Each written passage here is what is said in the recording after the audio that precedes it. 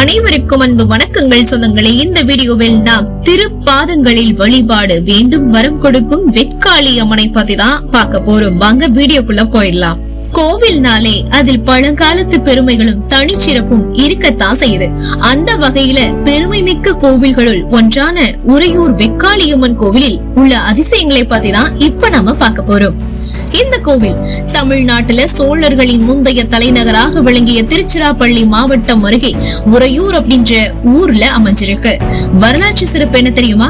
இந்த கோவில் சோழர்களின் குல தெய்வமாகவும் போர்க்கடவுளாகவும் போற்றப்படும் வெட்காளி அம்மனுக்கு அர்ப்பணிக்கப்பட்டிருக்கு.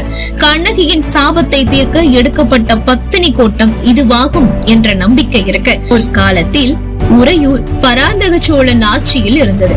அவரது அனுமதியின்றி சாரமா முனிவர் வளர்த்த மலர்களை பறித்த மன்னன் மீது முனிவர் தாயுமான சுவாமியிடம் முறையிட மழை பெய்து ஊரை அழித்ததாகவும் மக்களை காக்க வெட்காளியம்மன் காட்சி அளித்ததாகவும் கூறப்படுகிறது.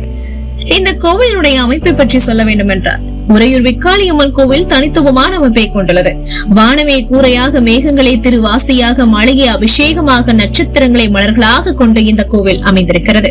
இந்த கோவில் மேற்கூரை இல்லாத அம்மன் கோவில்களில் ஒன்று.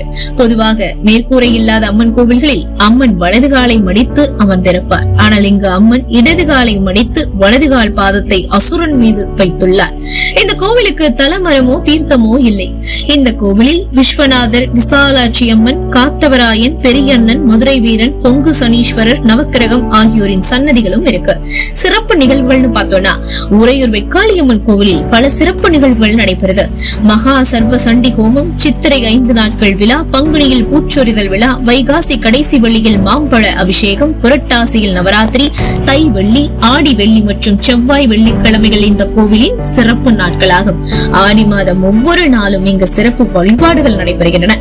பக்தர்கள் தங்கள் வேண்டுதல்களை நிறைவேற்ற வந்து வழிபாடு செய்கிறார்கள். உறையூர் வெட்காளியம்மன் கோவில் வேண்டுதல்களை நிறைவேற்றும் தலமாக விளங்கி வருகிறது.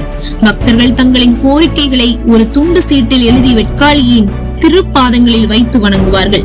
சுமார் 40 நாட்களுக்குள் வேண்டுதல்கள் நிறைவேறும் என்பது இந்த கோவிலில் வழிபடுபவர்களின் நம்பிக்கையாக இருந்து வருகிறது.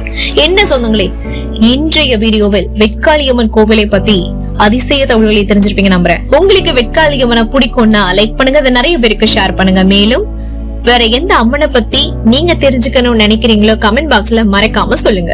மேலும் இது போன்ற ஆன்மீக தகவல்களுக்கு நீங்க நம்மளுடைய சேனலை சப்ஸ்கிரைப் பண்ணி சப்போர்ட் பண்ணுங்க. மீண்டும் சந்திக்கலாம் சொந்தங்களே. நமது சந்திப்புகள் அனைத்தும் சந்தர்ப்பமாகும் பொழுது நன்றி, வணக்கம்.